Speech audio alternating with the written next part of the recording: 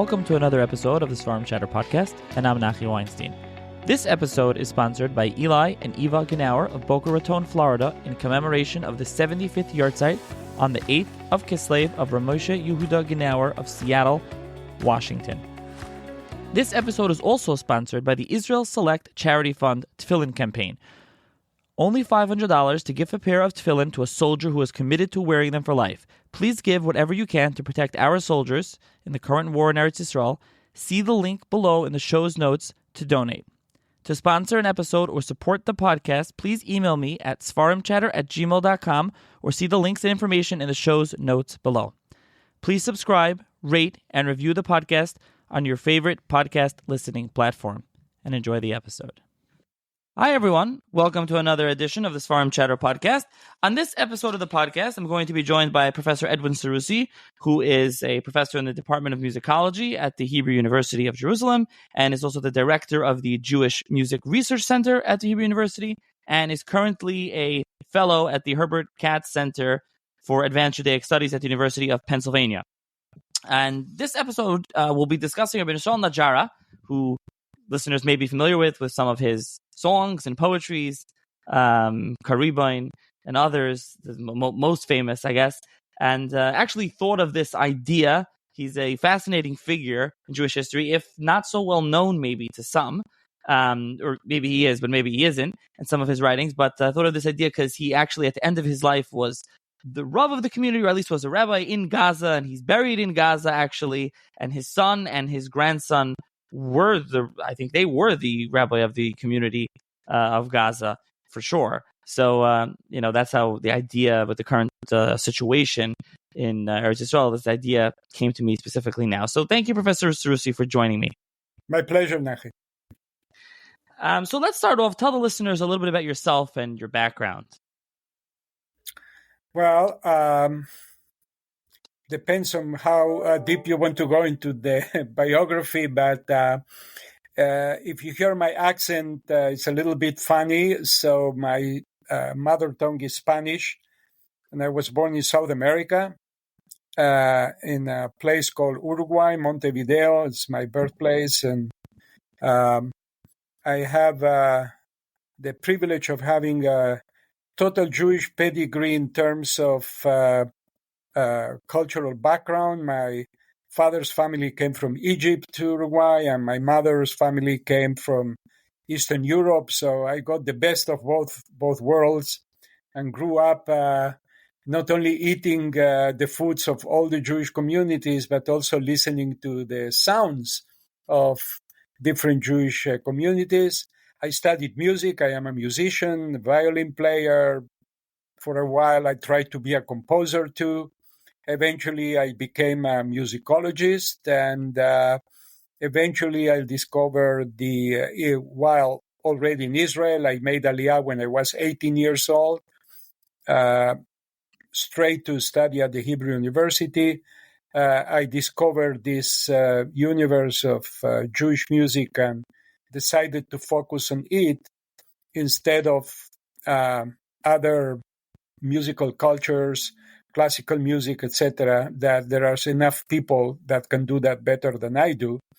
So I went on to study towards my PhD at the University of California in Los Angeles. So I am also a little bit a California person. And that's it. That's the whole story. I focused on many subjects of Jewish and Israeli music culture. My original work, my MA thesis, was about the singing of bakashot among Moroccan Jews, and this is already quite linked to the figure of Najara for sure. Then I continued my PhD. I wrote about the liturgical music of a very interesting Jewish community, a Turkish Jewish community in Vienna, in the capital of the Austro-Hungarian Empire. Again, you wouldn't think about Turkish Jews in Vienna, but that happened, and we have very interesting documentation from that that community, and that led me more into music of the Jews in the Ottoman Empire, which is certainly related to Najara. But I also wrote about several other communities, and also about the Israeli music culture, the Israeli song, the Hebrew song, Israeli popular music. And I teach also world music in general as a professor at the university. One of my courses is called Music in the Lands of Islam. So I tried also to incorporate the Jewish culture in Islamic countries within its widest non-Jewish context. And I think that discussing that subject these days is also interesting. Perhaps music has another story to tell. So we'll discuss, like I said, Rav Yisrael Najara, and I mentioned because of I figured it would be interesting for the listeners to hear about the historical Jewish community of Gaza, even though it was a historically small community, but it would be worth discussing. And Rav Yisrael is someone that, again, is buried there, and he was a rabbi there at the end of his life, even though he started off in Tzfas and he ends up in Damascus, and we'll get into that. But also, once I reached out to you, we'll talk about later, you're actually going to press now with something you've worked on for many years as a brand new volume of Najara's poetry, and we'll get to that at the end. And so that's, as Hashgacha would have it. So, Najara lives 1555 to 1625, I think, around there his years, and you correct me if I'm wrong on that. Now, look, how did you become interested in Najara? First of all, how did you start? I mean, the volume, I'll mention this also, one more thing. Asufot, which is the journal that was published by Yad Rav Nisim, by Meir Ben-Yo. So in the fourth volume, I think around 1990, there's a full, massive article, almost 100 pages from Ben-Yo, and that's like the definitive biography of what's around the Najara now. And the article after that is yours. So a while back already, you have an article on Najara and his music, and there's a couple of articles there by some others, I think Tova Beeri and some others in there. So how did you become interested in Najara at all? Well, one of the articles there in that volume that you mentioned is by Professor Tova Beeri, which happens to be my partner in this adventure. And actually, I can tell you that I cannot pinpoint exactly a beginning of my interest, but sure, the interest emerged from several encounters. One of them was, as I mentioned to you, the singing of Bakashot of Moroccan Jews. This is an ancient tradition that eventually goes back to Najara's time, and specifically to the circles of mystics in Safed, but perhaps even earlier to Spain, of rising in the early hours of Shabbat in the morning, going to synagogue, going to shul, and singing piyutim, special texts that were composed for those occasions through the generations. And one of the poets that is represented in this Moroccan tradition was Najara. And I asked myself, how come a poet who was active in one end of the Mediterranean Sea ends up in the other end of the Mediterranean Sea? What were the venues of transmission? So little by little, I started to be interested in that. Secondly, one of my teachers of blessed memory, Professor Hanocha Benari, I mentioned him because, as it is written, Amevi Davar B'Shem Omro, so I'm reminding of him.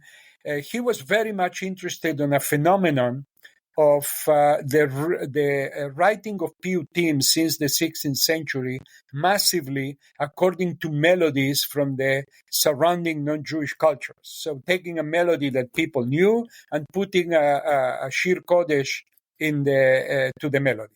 And one of the repertoires of melodies that was adopted to Hebrew sacred poetry were Judeo-Spanish songs. Judeo-Spanish secular songs, what we call folk songs.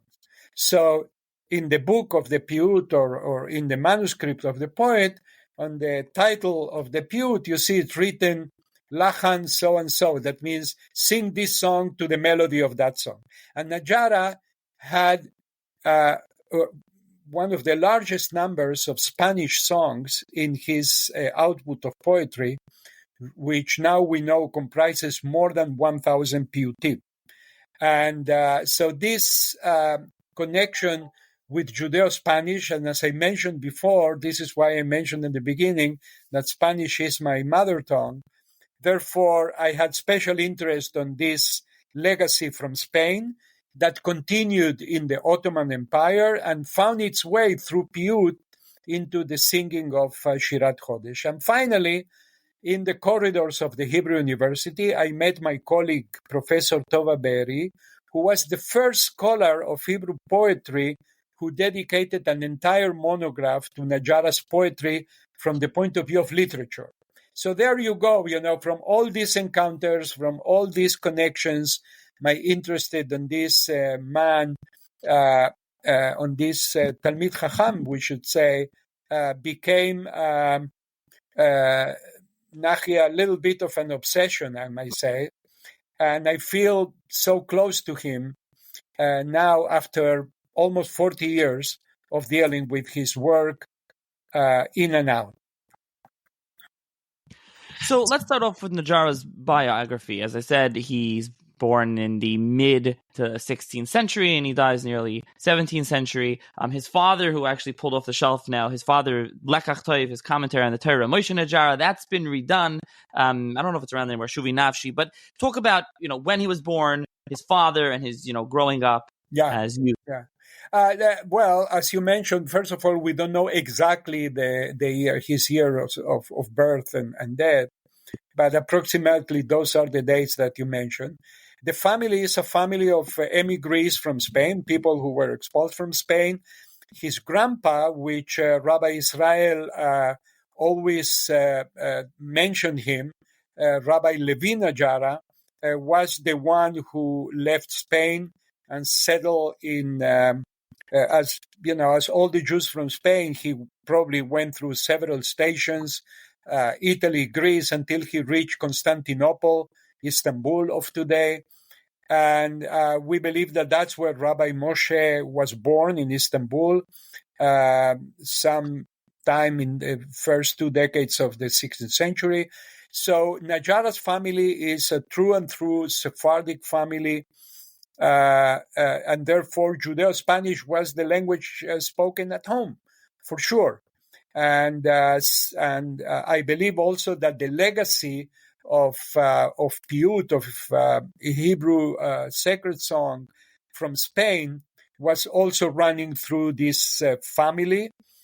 I have a suspicion, which I couldn't prove until now, that the grandpa, Rabbi Levi, perhaps was a Paitan too. He wrote some poetry. But we still have to, to nail down that hypothesis.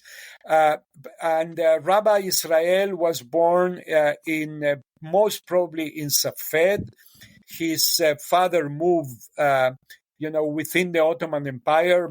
People moved from place to place. He moved to Safed at the time when Sfat became at least for a while, that crucial, important center of Jewish, studies and mysticism. Eventually, Rabbi Moshe was hired by the Jewish community in Damascus. Again, we have to remember, Enochi, that all these places that today seem so far apart, when you look at from the point of view of modernity, was like a one village. You move from Safed to Damascus, was not far away. It's not far away until this day. It's just far away in our minds. So at that time, it was very natural that the community in Damascus would look for a rabbi in Safed, and he was hired. So Rabbi Israel grew in Safed, and eventually when his father died in 1582, he inherited his position. He was mostly the scribe of the Jewish community, the man who writes all the legal documents for the Jewish community. And eventually he left Safed for Gaza, as you said, at the beginning of the 17th century. Regarding the community of Gaza, which is the trigger of this conversation, as you said, the community was always small. It's mostly Gaza was supposed of merchants, of Jewish merchants moving between Egypt and Eretz Israel. So that's where this community grew for a while. And Rabbi Israel was the prominent rabbi, and as you said, his son, Rabbi Moshe, and his grandson, Rabbi Yaakov, were all rabbis of the Jewish community in Gaza. The last issue, which is of interest also of Actualia, the burial site, the Tzion Kever of Rabbi Israel was known until 1948. In 1948, when the Egyptians took control of Gaza, according to what we know, they simply apparently destroyed the Beit Kvarot, the cemetery, the Jewish cemetery. The grave disappeared. After the Six-Day War, some rabbis in Israel went back to Gaza trying to trace down the remnants of this cemetery. But the place, it's now irretrievable.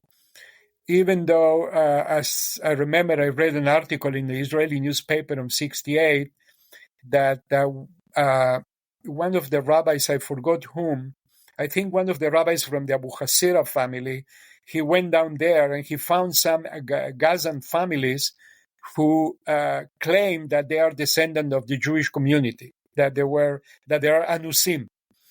And even some of them had the name Najar or Nagar or something like that. So it's an interesting note to think that there may be some descendants of these families in Gaza today.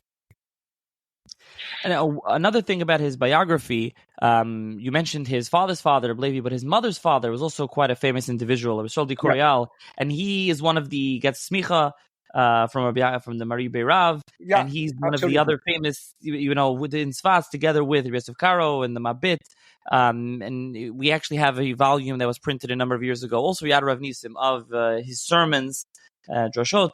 So he was his, I think he was his Rebbe as well. He was a rabbi, absolutely. He was what today we will consider a rabbi, a Talmid Chacham. He preached, and what is particularly important to our subject is that among his activities, and actually today, Rosh Chodesh, now it's Yom Kippur Katan, Rabbi Israel had this, actually perhaps during his time, this tradition was developed in circles of Safed and Damascus.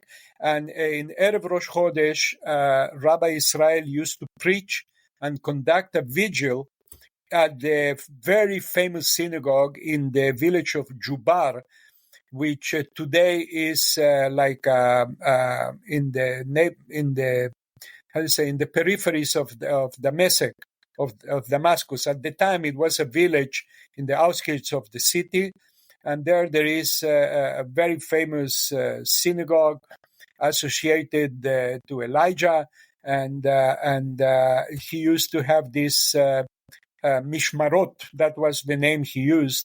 And he composed piyutim for this mishmarot for every month, one piyut corresponding to this vigil of Erev Rosh Chodesh. So absolutely, Rabbi Israel was a well-rounded scholar, but his output in poetry, it just has no equal, in my opinion,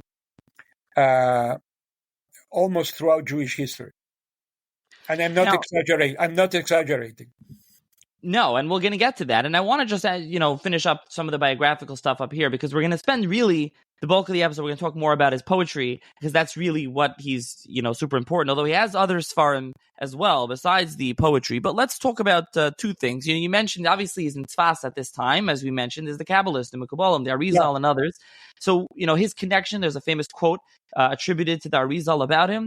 And then there's the let's call it the controversy, or the infamous comments of Rav Chaim Vital and Sefer Chezyonos, which, by the way, I have a podcast episode recorded about that book with Morris Fairstein, who did it, did the new edition. I haven't published that episode yet, and this one will probably come up before, but just a note to the listener.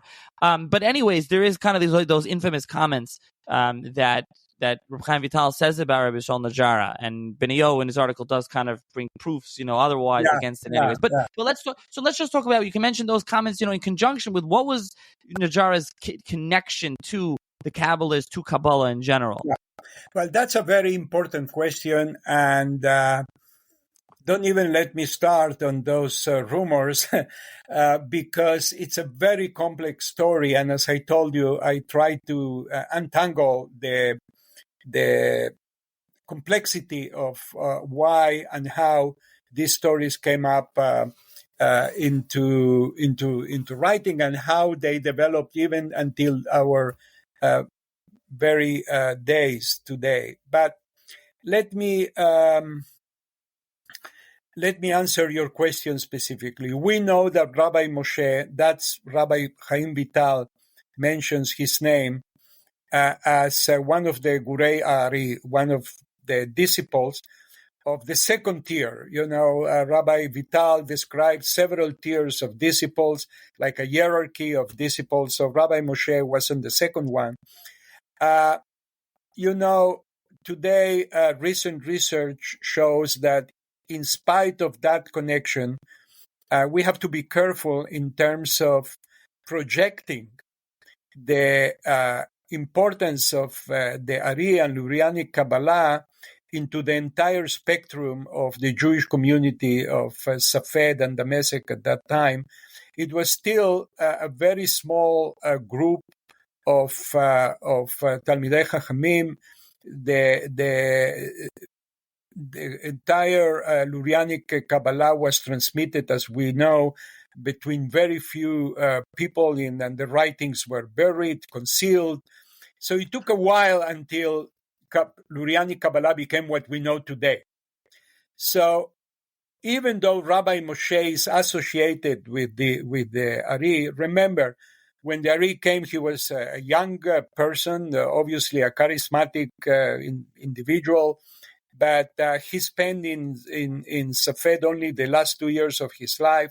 To what extent Rabbi Moshe and then Rabbi Yisrael were extremely conversant on Lurianic Kabbalah, we don't know. One thing I do know, and that's that Rabbi Yisrael's poetry and writings do not show by any stretch of the imagination an expertise on Lurianic Kabbalah. So we have to make here a distinction between the practices of Lurianic Kabbalah, Kavanot, etc., and other strands of Jewish mysticism, even of earlier strands of Kabbalah that were also present at the very same time, and they find expression also in other circles. So this, what I call sometimes Lurianic Kabbalah imperialism, that took over the Jewish world, should be, as historians, taken a little bit with a grain of salt, and see that there was a spread of these ideas that took a while, and the generation of Rabbi Yisrael is still a generation in which Lurianic Kabbalah was not a very widespread and very well-known Torah. I hope I make my point in this case.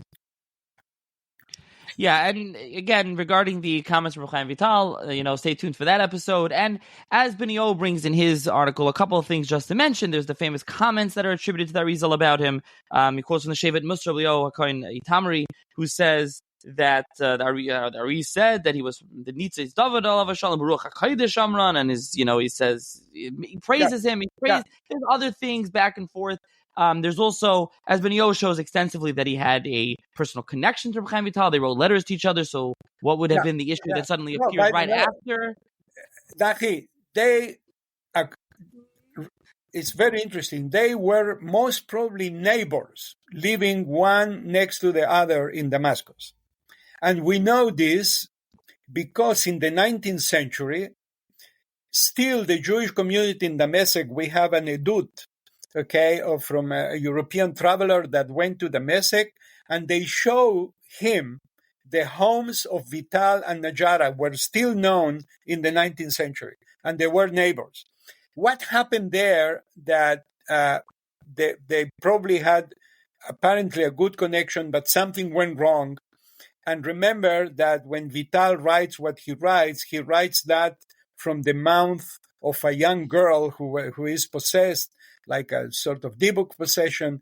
So it's a fascinating history that I don't want to go into psychologizing exactly what happened there. But one thing I can tell you, by the time that Rabbi Chaim Vital writes what he writes, the Rabbi Yisrael Najara is already a rising star in the world of, how should I put it, the Jewish folk religion, in the sense that, remember, his book, we haven't spoken about his book. His book, Zemirot Israel, the first book of poetry by Najara, is published in Sfat in 1587. This is the second book printed in Eretz Israel. The second book. So imagine that a book of new poetry set up mostly to music is one of the first books published in Safed. The book is republished in Saloniki in 1599, and then in an amazing new edition with other writings by Najara in 1600. This book spread like fire. And the fame of Najara, we know this now from copies of his songs that we found in manuscripts while he was still alive. It's already shows that the man became what today we will call, a celebrity in a way.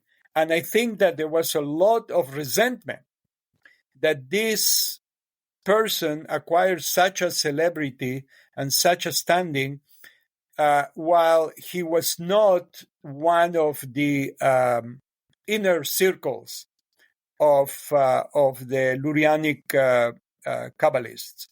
I think that there is something, I don't want to go into interpreting that as jealousy or something that went wrong. So these accusations became extremely widespread, as I mentioned to you in a previous conversation, through many different versions. And if you look already at the version associated with Rab Shmuel Vital, who was also a paitan, a poet, this is very important. His poetry is always included next to Najara's poetry, Rab Shmuel Vital. He was a rofeh and a paitan. And when he mentions these episodes in the name of his father, the name of Najara already disappears. It's a rabbi so-and-so. That means that he himself wanted already to, how do you say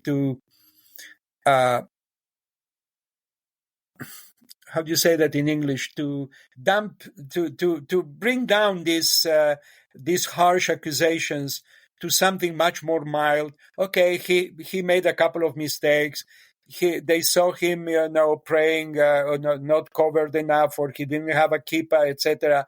Okay, so these are mild transgressions, not the very serious transgressions that Rabbi Chaim Vital accused him. And the important thing is that the grave accusations of Rabbi Chaim Vital were not printed until the 19th century. And when they were printed, again, the name of Najara was not included. And finally, only in 1954, the complete Sefer Chezyonos, how you will say in Ashkenazi, Sefer Chezyonos, was published in a modern edition, and then Firestein published a better edition. So all these texts circulated, all these rumors circulated in manuscript among what we call Yodei Davar. Okay, it wasn't something that everybody knew, but everybody knew Najara's poetry.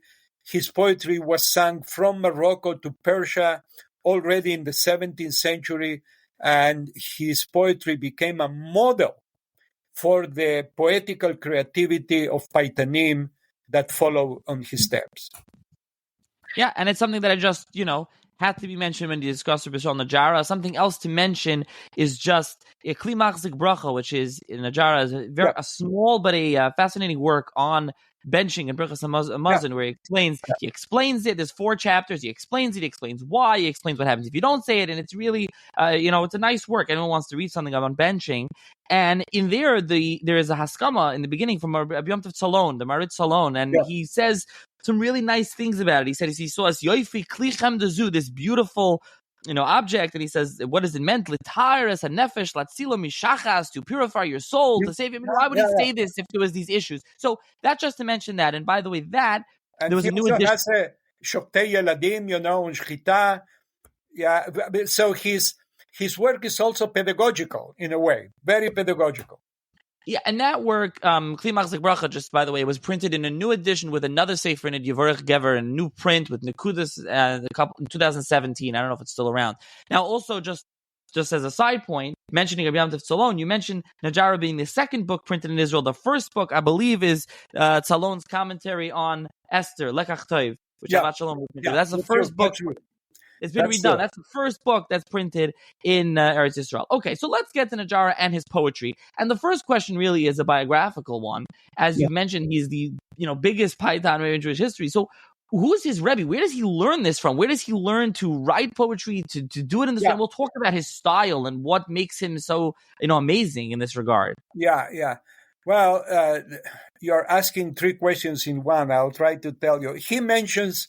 It's interesting that he mentions a couple of names as his teachers, and I'm sorry I don't remember the names. And the reason I don't remember the name is because these names are totally unknown.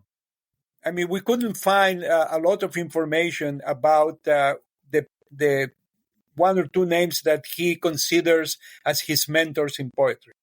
But it's very clear Nachi, that his poetry emerges from 2 or 3 very important sources. The first source, which is the source of all Sephardic poetry, is the Chumash. Or not the Chumash, I'm sorry, the Tanakh. The poetry is totally impregnated with psukim. So one of the important issues to remember, and this is why, as we will talk later on, what is important about our new edition is that we really show to the reader the pasuk of each verse. Now, secondly, how to use the Tanakh as new poetry. He obviously is a direct continuation of medieval Sephardic poetry, of the great poets of Sepharad, Yehuda Levi, Avraham ibn Ezra, Moshe ibn Ezra, Reb Shlomo ibn Gvirol, and so on and so on. And not only from that classic school of the 10th, 11th century, but also of the later poetry of Spain, which is less known. Poetry continued to be written in Spain also in the 13th and 14th and up to the expulsion of the Jews from Spain. So we know that Najara also knows the poetry of the, of the Acharoinim in Spain. So that's the second tier that obviously stands behind his poetry. And the third one is his own revolution. I wouldn't say that he was the very first, but he is the major figure in adopting models. This already has nothing to do with my field, which is music. Adopting musical models from the surrounding society. In this case, we are talking about the Ottoman Empire. So we have Turkish poetry that Najara shows a command of it, which is, to this day, is hard for me to explain where did he learn all this. And Arabic poetry and song, because he lives in the Arabic provinces of the Ottoman Empire. And we have even some hints of some relationship with Greek culture, which, remember, the Ottoman Empire was the Christian empire, Byzantine Empire, before it was conquered by the Turks and by Islam. So within this, what we can call today multicultural environment, he learned versifications, techniques, forms from Turkish and Arabic poetry of his time. And he mixed all this to create his own new poetry. So to recap, we have Tanakh, we have medieval Hebrew poetry, and we have contemporary Turkish and Arabic poetry. The Turkish and Arabic poetry bring with them the tune, the music. And this is what is crucial to understand Najara's poetry. I call that this is a musical poetry. The Paitan designs his poetry to be performed, sung. It's not for the paper. It's not to be read. It's to be sung.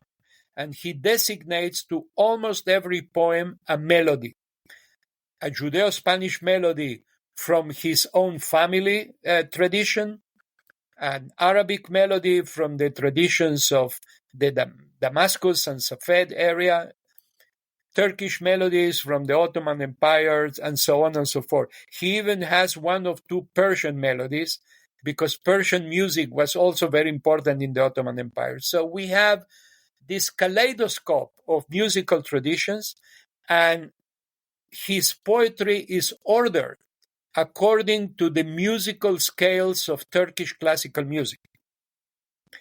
Now, I ask you, Nahi, as a scholar, where should a Talmid Chacham of that period learn Turkish music theory if he didn't have any connection with the circles of this music?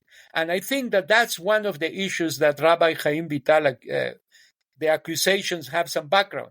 This man is, how do you say today in modern English, he's hanging around with, in coffee houses, with Muslims, with Christians, trying to learn the music, trying to absorb it, and to bring to Shirat HaKodesh the best music he can. So there is a price to pay for that.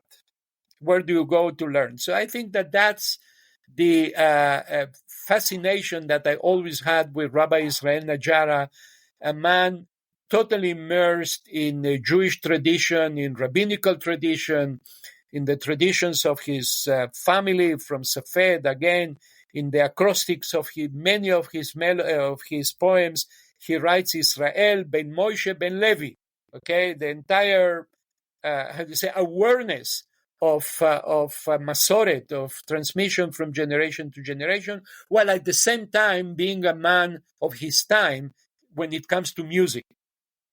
And in that sense, I see Rabbi Yisrael Najara as what today historians call an early modern Jew, a Jew that navigates between this faithfulness to tradition while at the same time being involved with the surrounding non-Jewish environment. And I do want to get much more into the poetry. But before that, as you mentioned, he kind of takes this, let's call it secular poetry non-Jewish, and he brings it into Jewish. And this is an issue that Ramdal has with him. Rav Menachem de Loznano, who we haven't spoken about and really maybe isn't well known, but Ramdal has this That's real another issue program with him. for you. Ramdal is a different time, which he's a fascinating person, but that's not this. Well, just very, very short. Ramdal, Rabbi Menachem de Loznano, is very much a contemporary. They live almost the same period. They live in the same area, in the same place. So these two men know each other. And even Ramdal somewhere writes that they met in Damascus. And he rebuked him. Now Ramdal, and don't take this too personally. I think he really was jealous of Najara in a way, because he casted the criticism of the poetry on several levels, and one of the levels is that Najara imitates in some of his poetry the sound of the non-Jewish poem that he is adapting the melody from, so that the Hebrew sounds either like Arabic, like Turkish, like Spanish, and therefore to force the Hebrew language to create these phonetic imitations, create figures of speech that don't set up well with the rules of grammar or good taste, even if you want. So that's one of the accusations. I have to say that Najara was virtuous of the virtuosity that he had to find pesukim and sounds from Hebrew that imitate Arabic, Turkish, and Spanish is sometimes quite amazing. But Ramdal didn't like that. Ramdal also didn't like the way that Najara, from all the books of the Tanakh, of course, the book that is mostly quoted is Shir HaShirim.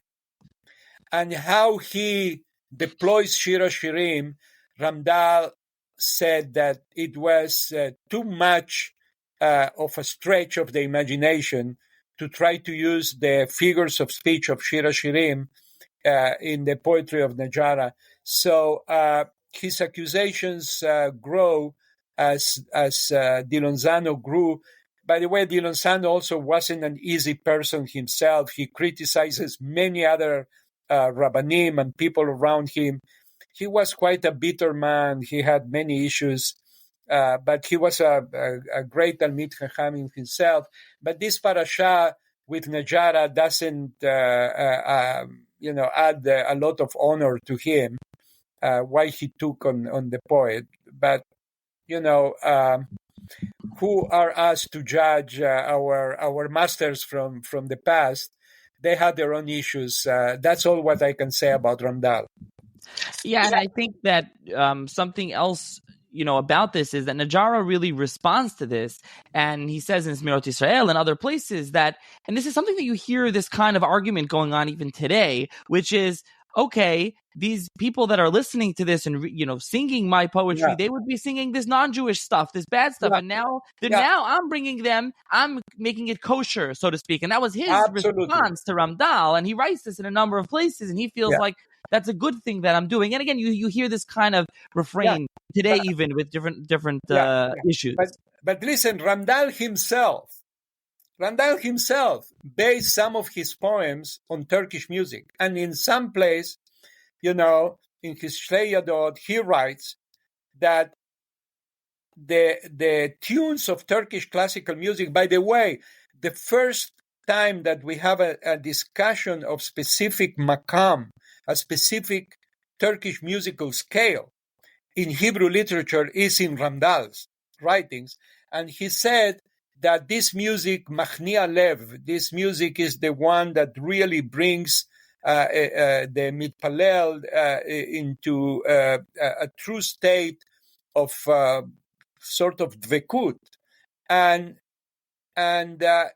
this is amazing that he's accusing Najara of doing the same procedures while he himself recognizes the power of this Turkish music to bring the mitpalel to a higher degree of religious experience. This is very interesting. to understand that both men, in spite of all their divisions, are navigating within the same musical waters, if I may say. So let's go back now to Najara's poetry, and that's really the main focus. As you said, a lot of it comes from the non-Jewish or secular poetry, and there's tunes. Yeah. First of all, let's talk about it in general, then I'll ask you my specific question. Yeah. So can you talk a little bit more what that means? So when you have Zemirot Yisrael, Najara's volume, and each song has a tune, and like you said, is he taking always from non-Jewish poetry, or sometimes? No, that's a very good question, and thank you for answering that, for asking that, because I think that we should mention that many of his poems are actually used Hebrew melodies, that is to say, melodies of piyutim and tefillot that were already extremely well known to the singers. Now, Nahi, this is important. All this technique is based on the idea that the singers that will interpret this poetry know what these melodies are. Okay? That's very important. And this is why, after a couple of generations, the singers start to change the names of the melodies because they already do not know to what Rabbi Yisrael Najara is referring. So these days, today, the Paitanim, they sing a lot of poems by Najara, but none of them sing according to his original musical intentions. However, in the Hebrew repertoire, we do have certain melodies. Particularly, he uses sometimes some melodies of piyutim from the high holidays, from Rosh Hashanah and Yom Kippur, that are very well known in most Sephardic communities today. And we assume that Rabbi Israel knew versions of more or less some of the same melodies. So, like, for example, a very famous piyut that is sung by the Sephardic Jews in the Eastern Mediterranean for Yom Kippur, Itzav El, Dal Shoel. There is a lachan of Itzav El that is very well known and widespread, and I believe that when Najara says, "Please sing my piyut according to the melody of Itzav El by Rabbi Yehuda Levi," he is referring to a melody that we can still hear echoes of his today.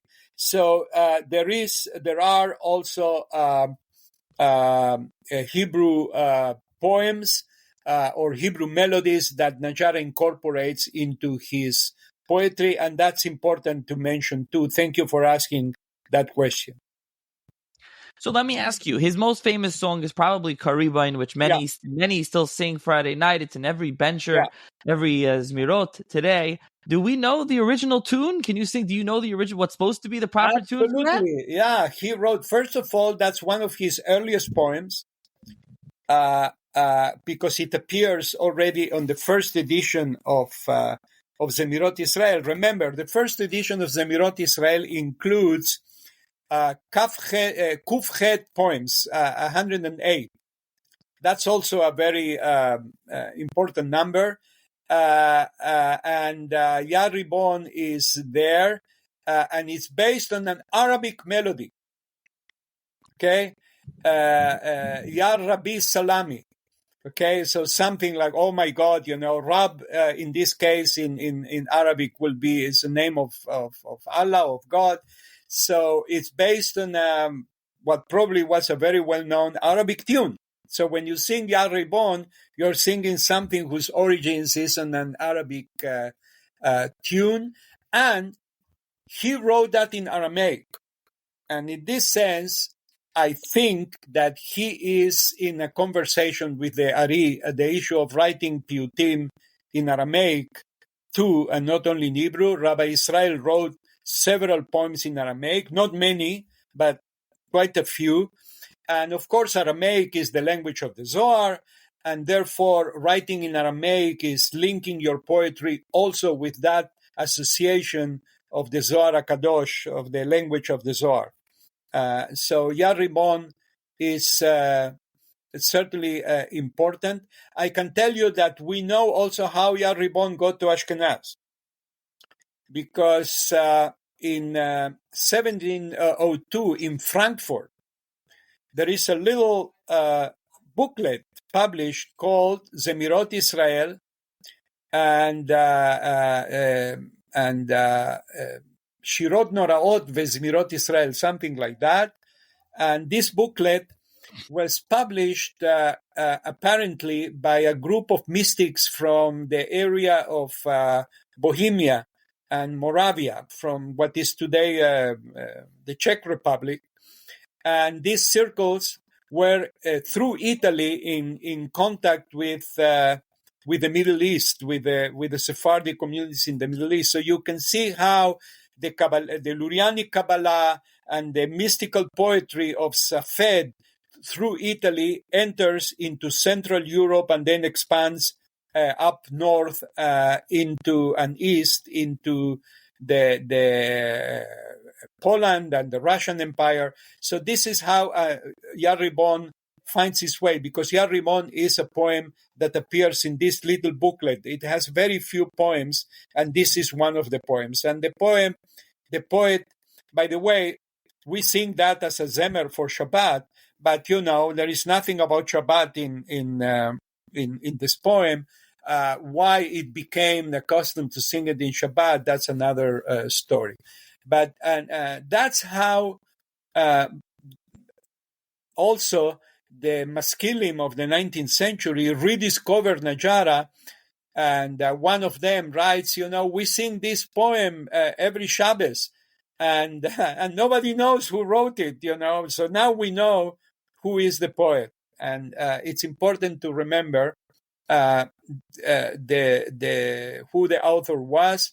And already some of these Maskilim start publishing articles about Najara and about his poetry. So as you say, we know he says what the tune should be, but do we know, are people able to sing? Can you sing it or play the music? Do we know what that tune is, or we don't know anymore what he refers to? I mentioned that when we have Spanish tunes, when we have Hebrew tunes, we can know a little bit how it sounds. But when it comes to Arabic and Turkish tunes, we don't know. We simply don't know. We just don't know. In the case of Spanish tunes, there are 2 or 3 tunes that I think that I can make a suggestion of how they may have been sung at the time of Najara, because these are very old Spanish poems that Jewish women in the Ottoman Empire continued to sing generation after generation until our times, and we recorded them. So this is perhaps a case in which we can make also some assumptions regarding what he had in mind musically. But in general, the answer is no. And I repeat, today, hundreds of piyutim by Najara are sung by the Jews of Haleb and Jerusalem and Istanbul and Morocco and everywhere around the world. And they all sing it to new melodies from the last generations, not the original melodies that Najara devised. Now, Kah Ribon is obviously the most famous one. Are there any others that are very famous of his poetry? I think that, let me see, there is another poem, a poem for Shabbos that I've seen in many Zmironim, in many books of Zemirot. It will come to me. It will come back to me. Okay.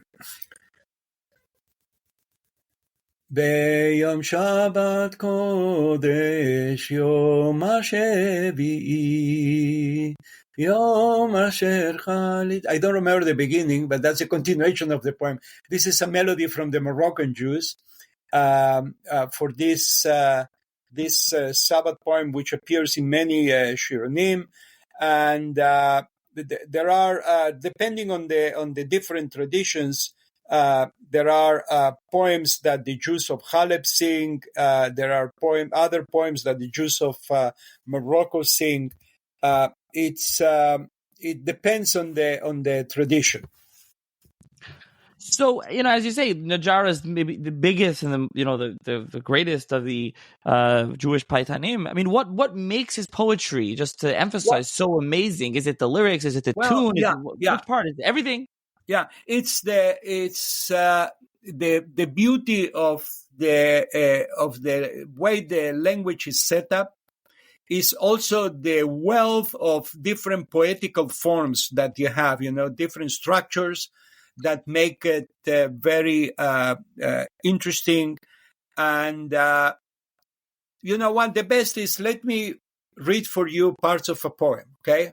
So that you can appreciate how he incorporates also texts, mostly, as I said, from the Tanakh, mostly within the Tanakh, from Shir HaShirim, but also there are Talmudic quotations from the Mishnah, from the Gemara, from you name it. So this is a real Talmid Chacham that can make magic from the combination of texts that sometimes we are surprised that he found two different pesukim, totally remote from each other, that become incorporated and they make sense as a song. Okay, there is a poem that I love because you mentioned before the Birkat Hamazon, and this is a poem called Nevarech Zan Olam Kulo. So I think that this poem is performed here and there, but I think it should get more into our Shironim. Next to Tzur Mishelo Achalnu, because it's also like a paraphrase to Tzur Mishelo Achalnu. And by the way, look at the title that he gave to this poem, okay? Vehele advarim lemehadrim min hamehadrim asher yamru al hayayin tushbachot veshirim טוב להודות, הודאות זאת כוללת 4 ברכות על ברכת המזון, ושם יפרד והייטיב חזון לברכה עצמה בנעימה, ומתוך שלא לשמה בא לשמה. This is the introduction to the poem. And the poem says, נברך זם עולם כולו, צור שאכלנו משלו, יאות להרבות רננים, ולברך הזן את הכל, קרני רעמים בצי קינים, לכולם ייתן לאכול. איש לא נעדר ממזונים, ובעין מזון נזכר שקול. מי הוא מלך כזאת יכול, ומי יערוך למול גודלו. And then you go back, נברך את זן עולם כולו, צור שאכלנו משלו. It's a beautiful poem. And you see also in his poetry the anxiety of his period in terms of the tzipiot of redemption, of the acceleration of messianic times. That's I should say an atmosphere in which he lives. Look at this stanza from this same song. רחם בנחם עיר ציון ותבנה ירושלים ושים בתוכה בית חביון וזך בנוי משמיים ומלכות דוד שים עליון כאשר אז היה כפליים אליו ידרשו כל גויים ילכו לאורו ולהילו. כלומר, they will go after his light. So here you see, even in this poem on Birkat Hamazon, this poem for the bracha, you have the incorporation once again of this idea, this of the acceleration of messianic times. So I think that because the language of this poetry also is so communicative to not only to Talmidei Chachamim but also to Ancha Yisrael, that his poetry, added with its musicality, became so widespread and so beloved. So as you mentioned, Smirot Israel is his main volume. I mentioned Kli Machzik Bracha. If I find the link, I'll put it in. I don't know if it's still available. There's also a book of sermons, Mikveh Israel, that Professor Shaul Regev published with a manuscript through Bar Ilan University a couple years ago. I can try to find the link for that for those interested. More than a couple of years ago, many years ago. Yeah. It's more than a couple. It's a while. Yeah. But Smirot Israel, his main book, and then is not around. What are you publishing now? What is the new volume?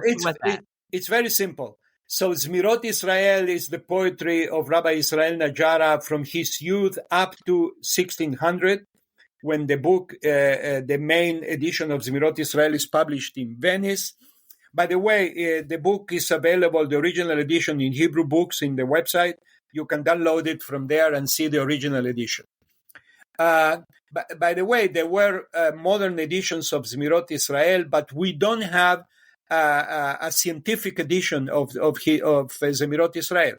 So we don't have Perushim, we don't have nothing. Still work to be done.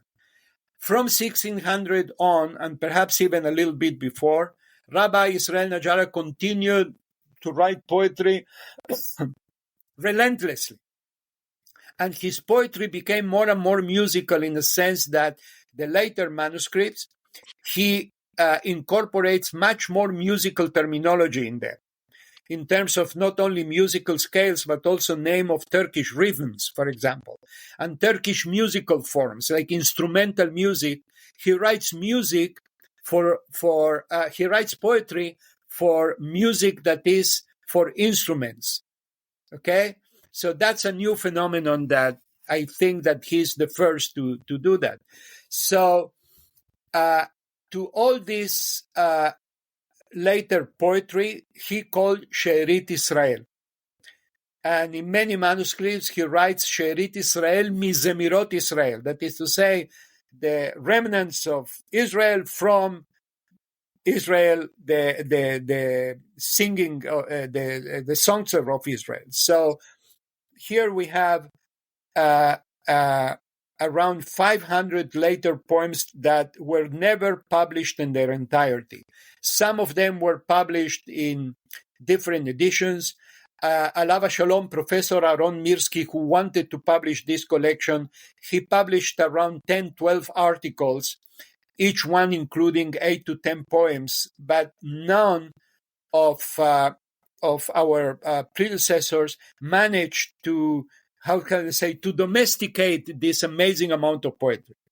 And it took us 25 years of work, based, of course, in all our predecessors who laid out the ground for this edition, to finally publish She'erit Israel, which appear as we are talking now in Yerushalayim by the Ben Zvi Institute and Yada Rav Rosen, who joined forces to make this lavish edition of 928 pages, 670 pages of poetry, and 270 pages of introductions on Najara's life, on his poetry, and on his music. So we hope that this edition that will be now available will expand even more the acknowledgement of the work that this man has done and the vitality it has, in my opinion, also to our generation. Yeah, and that's, maybe you could expound on that a little more. So how does it speak to our generation, Najara's poetry? It speaks to our generation because it includes, particularly in the days that we are living right now, it includes a vision of a better world, of nechama, of tikva. I think that these are elements that are important in every generation, but certainly in our generation, we need that voice of redemption, of a world to come that will be a little bit more pleasant than the world in which we live. So I think that that's one of the messages.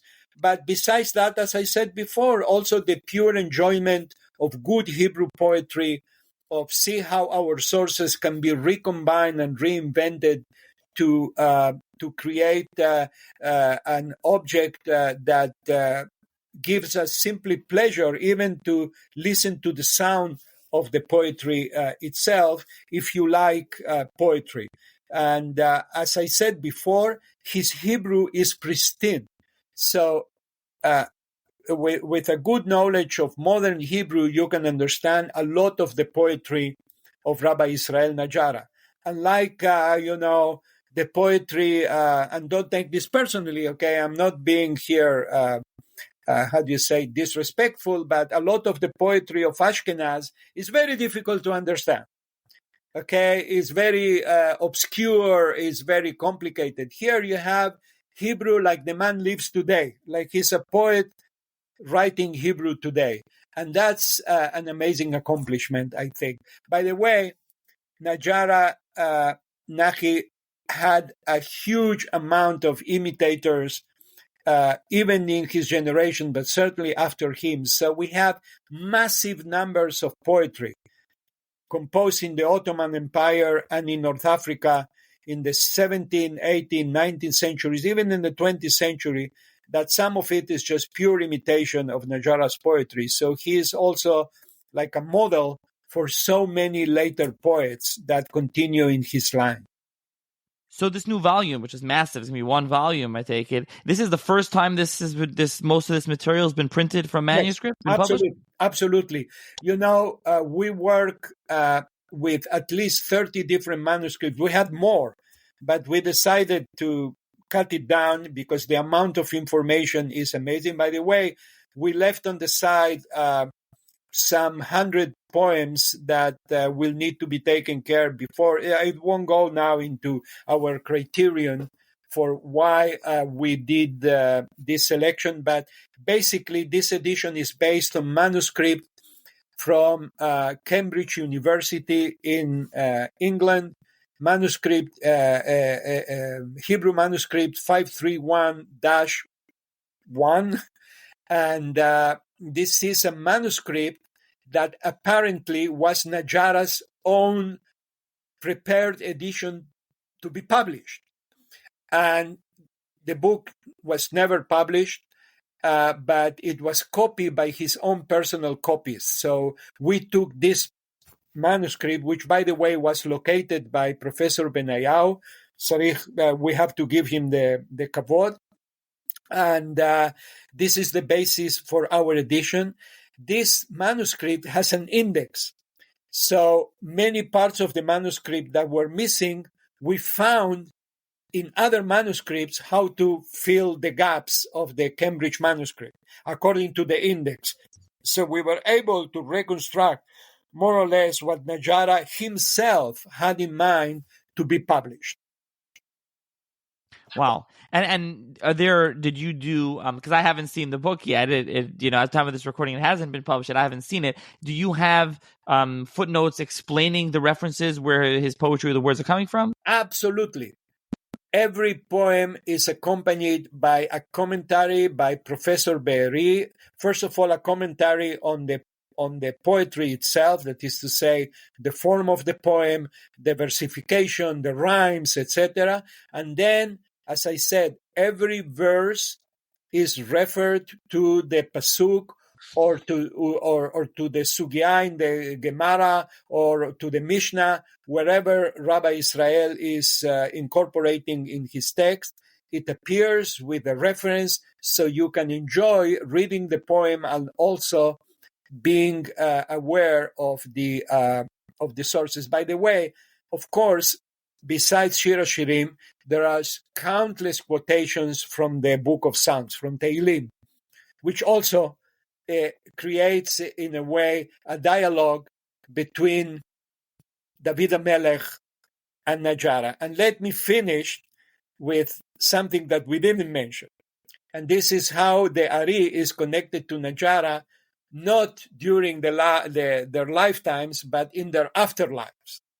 So to clear up Najara from all the accusations, the figure of the Ari was brought into the equation. and the famous story that appears in Chemdat Yamim and in many other, in Pele Yoetz, and you name it, that even in one story, Najara is already the Chazan of the Ari. Okay, how could he be the Chazan of the Ari? He was 17 years old when the Ari died, but never mind.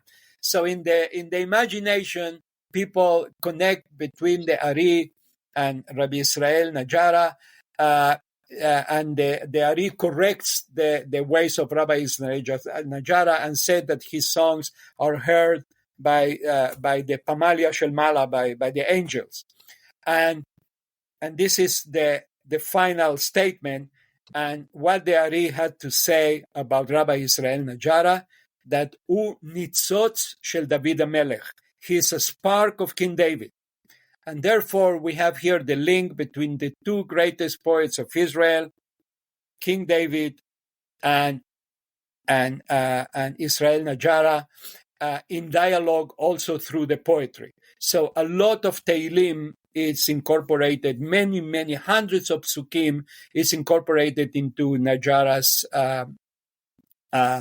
poetry. By the way, I remember now the poem for Shabbat is Yadcha Tancheni. Yadcha Tancheni is also very well known and performed, and has many